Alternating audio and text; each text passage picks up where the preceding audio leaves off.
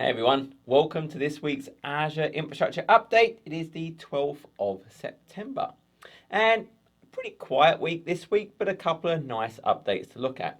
First, as always, please like, subscribe, comment and share and hit that bell icon to get notified of new updates.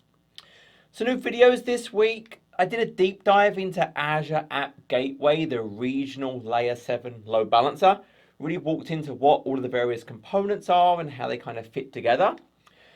And then I created a video on dangling DNS. It's kind of something you need to be aware of no matter what cloud provider you're using. So I went into detail of what it is and kind of what you can do to help prevent and respond, protect. So onto the new features. So on the compute side, the virtual machine scale set flexible orchestration now has an auto scale mode. So remember, now we think about with virtual machine scale sets, if we think traditionally, we were used to the idea that kind of the scale set was, hey, I had some kind of template, and then I would set a minimum, a maximum, maybe auto scale characteristics, like a, hey, 70% add a number of instances. Then it would go and create those virtual machines from that kind of template and then auto scale accordingly. So this was kind of the original uniform model of virtual machine scale sets. So I can think about, hey, we have this uniform model. So now we have this flex model, this flexible model. And this now actually behaves more like the old availability sets. Whereas what I can now do is I can create this flexible VM scale set, and hey, I can go and create a virtual machine, and at the time of creation, I can say, hey, I want to add it into. So that means I can have different size virtual machines. I can mix spot and pay-as-you-go in the same scale set.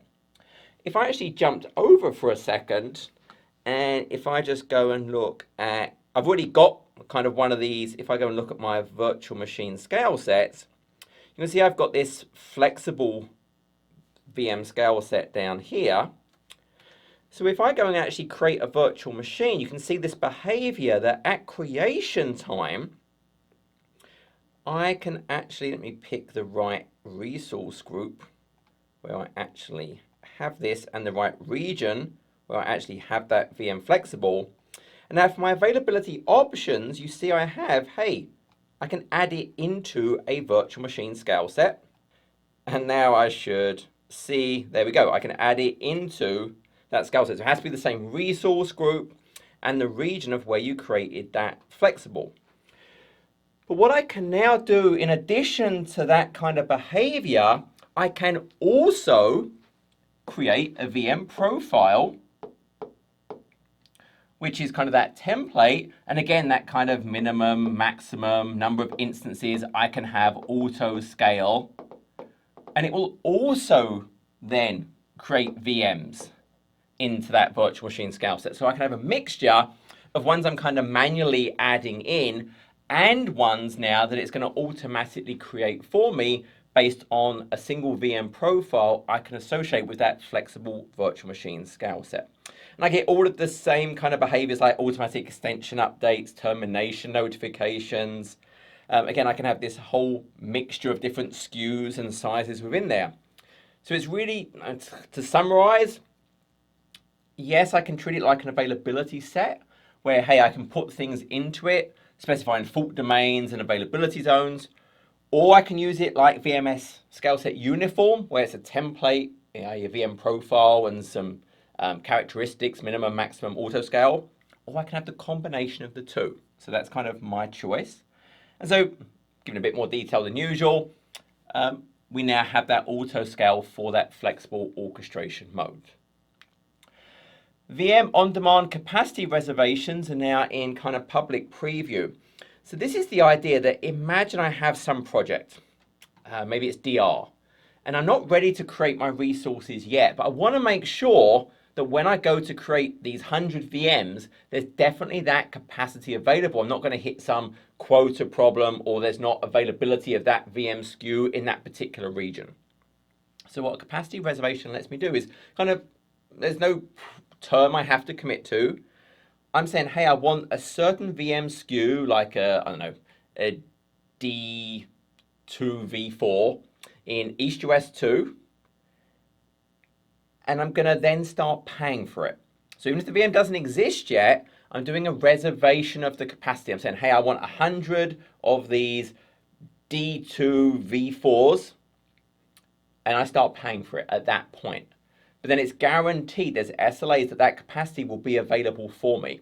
Then when I create VMs of that size, well, I can say, hey, I want to use that capacity reservation for these VMs I'm creating. Maybe I've got non-important ones I don't want to use the reservation for.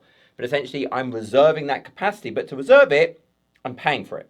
So as soon as I go and create this capacity reservation, I'm paying for those virtual machines. Now, I can combine it with things like reserved instances where I have that 1 or 3 year commit to get cheaper pricing, but they are two separate things, but they can work together. But that ability now, hey, I can actually go and do those capacity reservations, and it's the same rate as just regular, whatever your normal rate is if the VM was running. But again, hey, I've got this business critical deployment I'm doing this weekend. I need to make sure the capacity is definitely going to be available. Hey, I can do a capacity reservation. Hey, it's DR. I need to make sure minimum I have this. I can do a capacity reservation in that DR region, for example. So that is now public preview. On the networking side, so Azure Firewall had a number of updates. It's now available in other regions. And I did a deep dive on Azure Firewall just a couple of weeks ago. So US West 3, India West, Brazil Southeast now is available for Azure Firewall. The premium SKU, if I want to do TLS inspection, I look inside the packets, we had to have an intermediary certificate that we could use to sign traffic that would be trusted by the client. Well, in a dev environment, what now I can do with the premium SKU is it will auto-generate a cert. It will integrate with managed identity and key vault, create the cert, so I can now use it for that TLS inspection of, for example, maybe my rules, I want to go and check certain things. Again, it's only going to be for dev scenarios, but it now includes that. And it now has availability zone support if it is a secured virtual hub, i.e. virtual WAN, which again is that managed VNet and that managed connectivity. If it's managed, it means it has Azure Firewall that lets me do extra filtering for the traffic. Well, now that managed instance of the firewall can be spread across availability zones. And Azure Firewall has now support for forced tunneling, i.e. all of my traffic can go to a certain point. That would break Azure Firewall in the past because it still needs management access to certain points. Well, it will actually deploy a second management NIC for its purposes, but the data plane NIC, you can do whatever you want. It doesn't rely on that anymore. So it has that option. You have to set that management NIC kind of option, the forced tunneling at deployment time, or you could stop the Azure Firewall and then start it, which essentially redeploys. On the storage side, so Azure Files now has capacity reservations.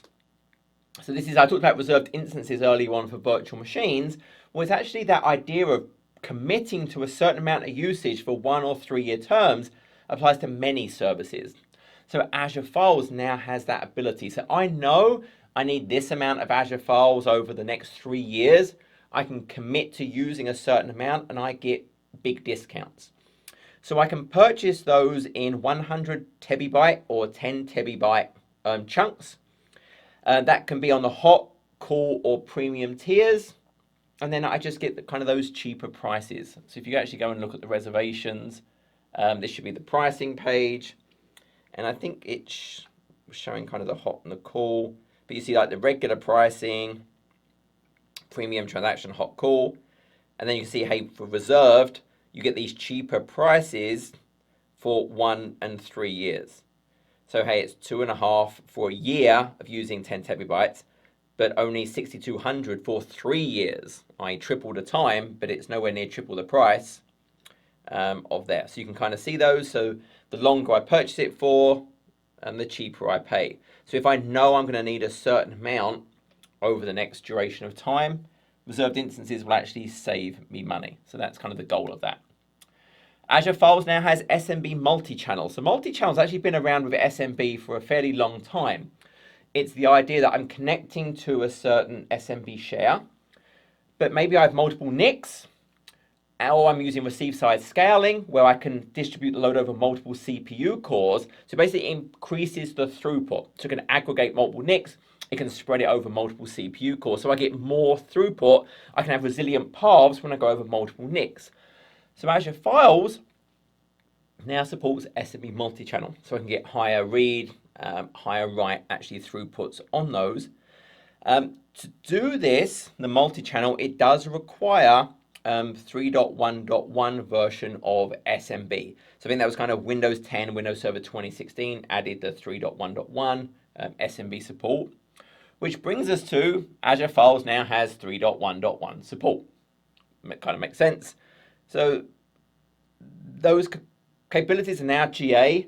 I would say the multi-channel is not enabled by default. So there's no extra cost for it, but you would actually kind of jump over. So if I go over to here, and let's say I look at my storage, where am I? Let's look at my storage accounts, and you can go and kind of look. I think I've got a premium one somewhere, so I'll just kind of type premium. So there's my premium share. And what you'll actually see is under file shares, you have this SMB multi-channel. So you basically just set that to enabled. Again, there's no additional cost for it. You can just go and turn that on. Carrying on, Azure Disk now has ZRS, zone redundant storage, is GA. So remember, the whole point of availability zones is I can think within a region, there are different physical facilities, and those different physical facilities have independent power, cooling, communications. So normally with an LRS disk, there's 3 copies of the data, but it's all kind of in the same availability zone. So with ZRS, it spreads those 3 copies over 3 different availability zones, kind of my AZ1, 2, 3. So I get increased resilience. But also what's nice, if I'm using that ZRS and I'm using kind of that shared disk capability, well now I could have VM in different AZs, essentially connecting to the same disk. So again, give me that kind of better resiliency. So that ZRS option is not just nice that, hey, I get improved resiliency for my managed disks, but if I'm using the shared disks, those VMs can now actually be distributed over the multiple availability zones I have. And that's it. So I said it was a pretty quiet week, but some really cool, nice changes there. As always, I hope this was useful. Please like, subscribe, and until next week, take care.